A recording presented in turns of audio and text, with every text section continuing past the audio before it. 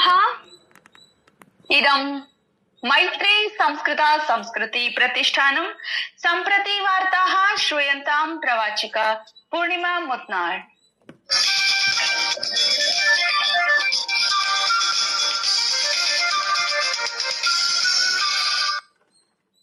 प्रधानमन्त्रिणा नरेन्द्र मोदिना ह्यः उक्तं यत् पश्चिमेष्यायाः संघर्षेण समाह्वानपूर्णसमयः निर्मितः, यतः अयं प्रदेशः भारतस्य ऊर्जा आवश्यकतानां प्रमुखकेन्द्रम् अस्ति। आकाशवाण्यां स्वस्य मन की बात इत्यस्मिन् कार्यक्रमे राष्ट्रम् अभिसम्बोधयन् श्रीमोदी दृढविश्वासं प्रकटितवान् यत् राष्ट्रं कोविड-19 महामार्याः समये यथा समाह्वानं समापयत् तथैव समापयिष्यति। अस्मिन् काले 1 कोट्यधिकानां भारतीय प्रवासिनां कृते सर्वविध साहाय्यं प्रदत्तः। अतः प्रधानमन्त्री गल्फ देशान् प्रति कृतज्ञतां प्रकटितवान्। श्रीमोदी अस्य विषयस्य राजनीतिककरणाय सावधानं कृतवान्। किंवदन्तयः राष्ट्रियहिताय हानिं जनयितुं शक्नुवन्ति। सः जनान् मिथ्यावार्ताभिः भ्रमितं मा भवितुं सर्वकारेण दत्तसूचनां प्रति विश्वासयितुं च उक्तवान्। मासिक कार्यक्रमे प्रधानमन्त्री मोदी जनसहभागित्वेन भारतस्य समृद्ध सांस्कृतिक परम्परायाः अभिलेखार्थम् आयोजिते ज्ञानभारतं सर्वेक्षणस्य विषये उक्तवान्। उपक्रमस्य अस्य उद्देश्यं सम्पूर्णे देशे पाण्डुलिप्याः विषये सूचनां संग्रहीतुम् अस्ति।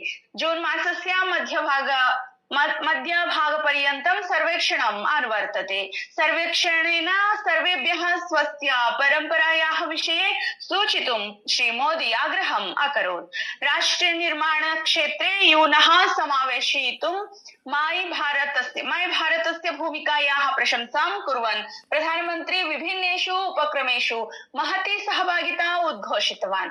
सः विकासस्य, कृषकाणां कल्याणस्य, महिलानां नेतृत्वस्य विकासस्य च विषये यूनः योगदानानां प्रशासनम् अकरोत्। प्रधानमन्त्री जलसंरक्षण विषये अपि उक्तवान्। सः उक्तवान् यत् देशस्य अनेकेषु भागेषु ग्रीष्मकालस्य आरम्भेन जलसंरक्षणार्थं प्रतिबद्धतां नवीनीकर्तुं समयः आगतः अस्ति। मन की बात इत्यस्मिन् कार्यक्रमे प्रधानमन्त्री मोदी अवदत् प्रवासिनां जीवनं परिष्कारयितुं सर्वकारः अनेकान् उपक्रमान् कुर्वन् अस्ति। तान् आत्मनिर्भर भारतस्य दृढः स्तम्भः इति वर्णितवान्।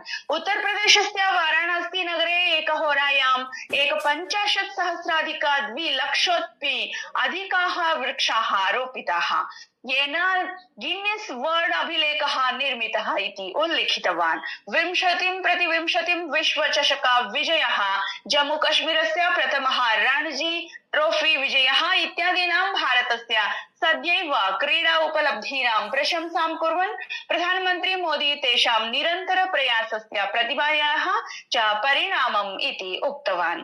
भाजपेति दलस्य वरिष्ठ नेता तथा केन्द्रीय गृहमन्त्री अमित शाहः अवदत् यत् भाजपेति दलेन असम राज्ये अवैध प्रवासिनाम् आगमनं स्थगितम्। आगामिषु 5 वर्षेषु तेषां निर्वासनार्थं कार्यं करिष्यति। सः ह्यः अपराह्ने सोनितपुर जनपदस्य डोकियाजुल्यां निर्वाचन समारोहं सम्बोधयन् आसीत्।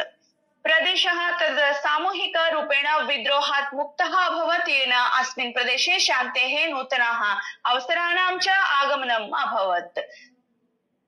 तेहरान नगरस्य प्रमुखेषु सैन्याश्रयेषु इस्राएल देशस्य आक्रमणैः खती प्रदेशे च ईरान देशस्य प्रक्षेपणास्त्रान् ड्रोन इत्येतयोः आक्रमणैः संघर्षः वर्धितः। इस्राएल देशेन इराक देशस्य राजधान्यां तेहरान नगरे सैन्यसंरचना लक्ष्यीकृत्य आक्रमणानि कृतानि।